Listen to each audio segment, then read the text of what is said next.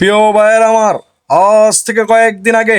আজ থেকে 5 মাস আগে সেই মাগুরাতে আসিয়াকে যখন রেপ করে মার্ডার করা হলো, আমার দেশের আইন উপদেষ্টা, আমার দেশের অন্তর্বর্তীকালীন সরকার বলেছিল 30 কর্ম দিবসের ভিতরে বিচার কার্যকর করা হবে। কিন্তু দুঃখের বিষয় হচ্ছে আজকে 6 মাস চলে যাচ্ছে, সেই ব্রিটিশের বিচার ব্যবস্থা দিয়ে তার বিচার কার্যকর হয় নাই। পারভেজকে হত্যা করা হয়েছে, তার বিচার ব্যবস্থা বাংলাদেশে কার্যকর করা হয় নাই। পারভেজের হত্যার পর চলে গিয়েছে মাসের পর মাস, তোফাজ্জলকে হত্যা করা হয়েছে, তার বিচার ব্যবস্থা বাংলার জমিনে কার্যকর হয় নাই। ঠিক তেমনি ভাবে ঢাকায় একজনকে চাঁদাবাজির ঘটনায় পাথর দিয়ে থেতলে দিয়ে হত্যা করা হয়েছে, তার বিচার বাংলার জমিনে হয় নাই।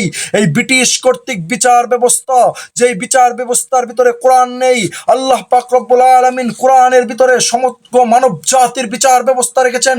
কোরআনের বিচার অনুযায়ী ছাড়া হাদি হত্যার বিচার হবে না। যারা ভাবতেছে হাদি হত্যার বিচার হবে, আরে এই বিচার ব্যবস্থা দিয়ে আসিয়া, পারভেজ এবং তোফাজ্জল হত্যার বিচার হয় নাই, ঠিক তেমনি ভাবে হাদি হত্যার বিচার হবে না।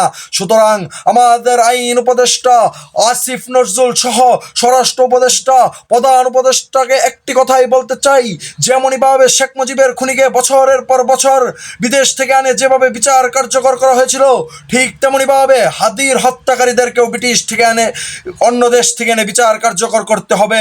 সুতরাং আপনাদের কাছে আরেকটি দাবি, প্রিয় তৌহিদি জনতা, আগামীতে আমরা ইসলামকে রাষ্ট্র ক্ষমতায় নিব, বিচার ব্যবস্থায় কোরআনকে ঢুকাবো ইনশাআল্লাহ। অবশ্যই আসিয়া, তোফাজ্জল, হাদি হত্যার বিচারও কার্যকর হবে ইনশাআল্লাহুল আজিজ।